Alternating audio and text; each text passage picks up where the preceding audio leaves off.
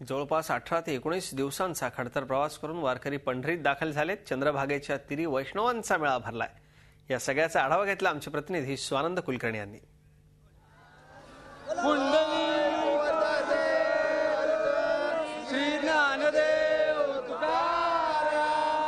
पंढरीनाथ महाराज की जय, ज्ञानेश्वर महाराज की जय, तुकाराम महाराज की जय, सर्व संतन की जय,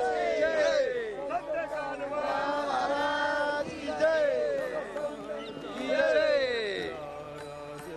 असे कितीतरी जयघोष करत वारकरी आळंदीहून नाहीतर देहूहून ज्या ठिकाणाची आस घेऊन निघालेला असतो तेच हे ठिकाण पंढरपूर आणि प्रत्येक वारकऱ्याला अगदी प्रिय असणारी तीच ही चंद्रभागा। या चंद्रभागेच्या मध्ये या वारकऱ्यांच्या सगळ्या मेळाव्यात मी आत्ता बसलेलो आहे। नाव सुरू आहे चंद्रभागेचं पाणी। आस्ते आस्ते पुढे जातंय, नाव पुढे जाते। त्यामुळे अशा वातावरणात उद्या आषाढी आली आहे। याचसाठी केला होता अट्टहास, शेवटचा दिस गोड व्हावा असं म्हणत वारकरी आषाढीसाठी या पंढरपुरीत जमत असतो। आपल्याबरोबरही काही दिंडीची मंडळी आहेत। मला सांगा की हा जो सगळा प्रवास असतो, तुम्ही चालत येता, दिंडी बरोबर असता, ओठी विठुनामाचा गजर असतो, पंढरपुरात आल्यानंतर काय भावना असते? भावना एवढीच असते, आमची प्रदक्षिणा व्हावा, दर्शन व्हावा पांडुरंगाचं, हीच विनंती असते आमची पांडुरंगाला, बाकी काही विनंती नसते। पंढरपुरात काय कार्यक्रम रंगत असतात? दिंडीचे सगळे जे सदस्य असतात त्यांचे कसे कसे कार्यक्रम होत असतात? यांची फेरी असती, प्रदक्षिणा असती, रांगात भजन कीर्तन चालू असतं, दर्शनाचे फेरीचे सगळेजण आनंद लुटतायत। एखादा अभंग गाऊन दाखवता येईल तुमच्या सगळ्यांना? हा, येईल ना।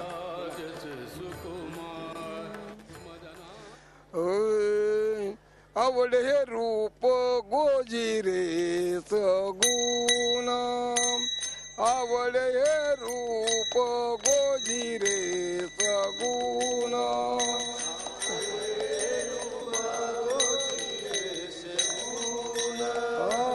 पहत लोचन सुखावले, पहत लोचन सुखावले, आता दृष्टी पुढे ऐकाचे तुराये, आता दृष्टी पुढे ऐकाचे तुराये, पाहता लोचन सुखावले, पाहता लोचन सुखावले, आता दृष्टी पुढे ऐकाचे तुराये, आता दृष्टी पुढे ऐकाच तुराये, जो मी तुझं पाये वेळो वेळा, जो मी तुझं पाये पांडुरंगा, आता दृष्टी पुढे ऐकाच तुराये, आता दृष्टी पुढे ऐकाच तुराये, जो मी तुझं पाये पांडुरंगा, जो मी तुझं पाये पांडुरंगा। झी 24 तास, एक पाऊल पुढे।